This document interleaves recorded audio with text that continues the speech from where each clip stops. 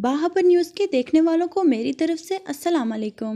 ناظرین، 13 مارچ کو کیا ہوگا؟ کیا عمران خان 13 مارچ کو عدالت کے روبرو ہوں گے؟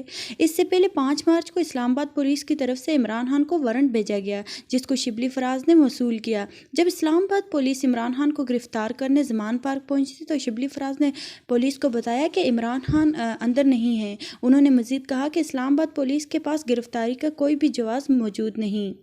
ناظرین، 6 مارچ کو لاہور ہائی کورٹ نے عمران خان کے خلاف توہین عدالت کی کارروائی کی درخواستوں پر اعتراضات برقرار رکھا تھا۔ ساتھ ہی جسٹس شجاعت علی خان نے ریمارکس دیے تھے کہ درخواست اسلام آباد ہائی کورٹ سے متعلق ہے، اس میں ترمیم کی جا سکتی ہے۔ ناظرین، اس کے ساتھ ساتھ بتاتی چلوں کہ لاہور ہائی کورٹ میں عمران خان کے خلاف توہین عدالت کی کارروائی میں 3 درخواستیں دائر کی گئیں، تاہم 2 درخواستوں پر سماعت ہوئی تھی۔ تیسری درخواست کا جو وکیل تھا وہ کمرہ عدالت میں پیش نہیں ہوا، تاہم دو درخواستوں کے اوپر سماعت کرتے ہوئے یہ ریمارکس دیے گئے تھے کہ آپ کی درخواست پر اعتراضات لگایا گیا ہے اور یہ معاملہ اسلام آباد ہائی کورٹ کا ہے۔ لاہور ہائی کورٹ نے دونوں درخواستوں پر اعتراضات کو بحال رکھا۔